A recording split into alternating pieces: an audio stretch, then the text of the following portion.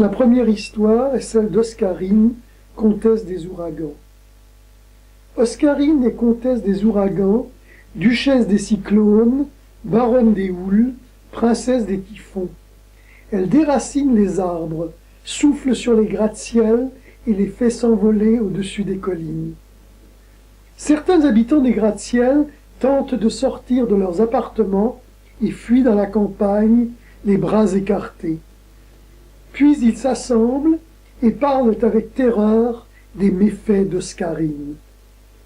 Tous comparent ses actes actuels et ses passages précédents. Ils la jugent de plus en plus féroce. Ils murmurent car ils ne souhaitent pas qu'elle les entende. Parfois espiègle, souvent cruelle, elle commande au sirocco, au noroît, au simoun, au kamsin, à la tramontane. Lorsqu'elle passe dans le ciel, tout beugle, rugit, râle, siffle et miaule, comme si elle transportait avec elle une immense ménagerie enragée, comme si une troupe de fauves invisibles l'accompagnait. Elle fait la pluie et le beau temps. Elle envoie sur Fischerbank, Doggerbank et Sandetier des vents de force 10. Elle disperse les bateaux de pêche dans un morne horizon où les entrechoquent les uns contre les autres. Lorsqu'elle passe au-dessus des villes, Oscarine tord les antennes de télévision qui hérissent les toits. Alors, les images des chaînes privées viennent se mêler à celles des chaînes publiques.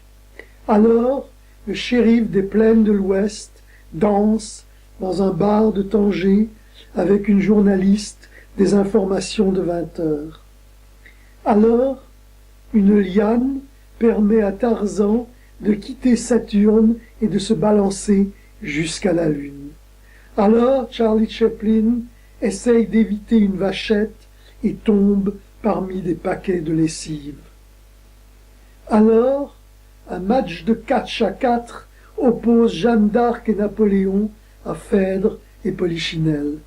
Alors des hélicoptères s'élèvent au-dessus du porte-avions Clémenceau, survolent le Vésuve, tentent de sauver quelques habitants de Pompéi vêtus de toges et récemment convertis au christianisme. Quand Oscarine s'acharne ainsi contre les antennes de télévision, elle dit qu'elle caresse les râteaux. Elle prétend que leurs pointes dressées dans le ciel sont des pièges par lesquels les hommes veulent blesser et tuer vents et sorcières. Elle affirme sans le croire elle-même qu'elle se trouve en état de légitime défense, que l'acier des antennes risque de lui écorcher les chevilles, que les images qui voyagent des émetteurs aux récepteurs lui donnent la migraine. Le nez d'Oscarine ressemble à une carotte.